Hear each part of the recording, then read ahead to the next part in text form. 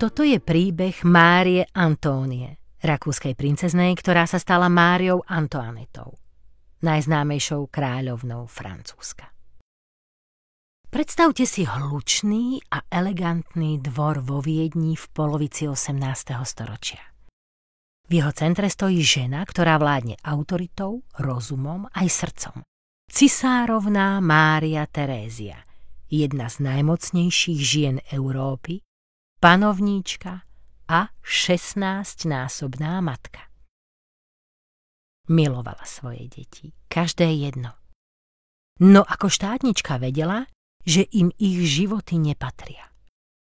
Riadiaca heslom "Vojny nech vedú iní, ty šťastné Rakúsko sa sobáš", zapájala svoje početné potomstvo do premyslenej sobášnej politiky, v ktorej boli jej céry a synovia dôležitými figúrkami na šachovnici európskej diplomacie.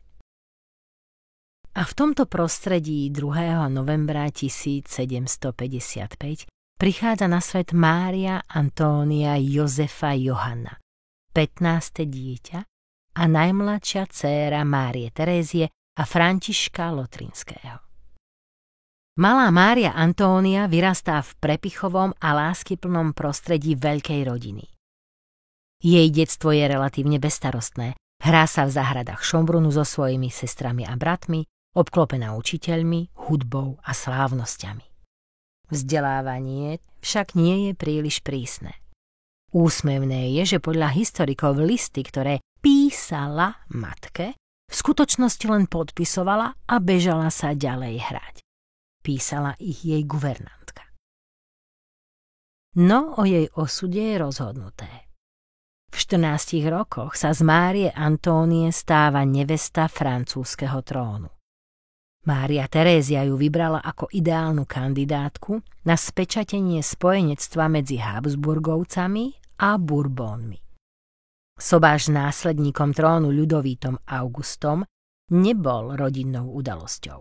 Bol to politický ťah, ktorý mal spojiť dve veľmoci.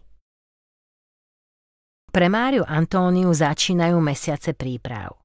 Učí sa francúzsky, tancovať, trénuje držanie tela, mení spôsob reči, chôdze aj účes.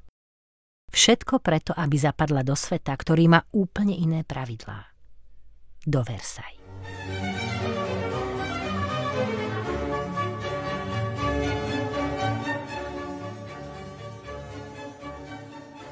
V apríli 1770 sa mladá arcivojvodkyňa rozlúči s rodinou a opúšťa monarchiu, v ktorej sa narodila.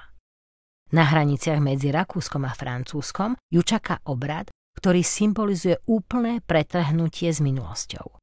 Musí sa vyzliesť zo všetkého, čo je rakúske. Šaty, šperky.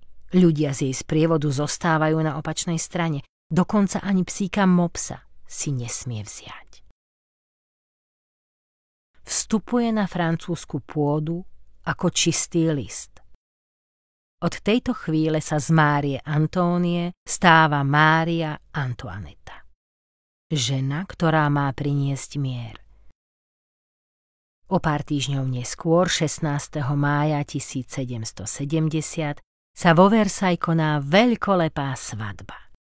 Z rakúskej arcivojvodkyne sa stáva francúzska korunná princezná, budúca kráľovná.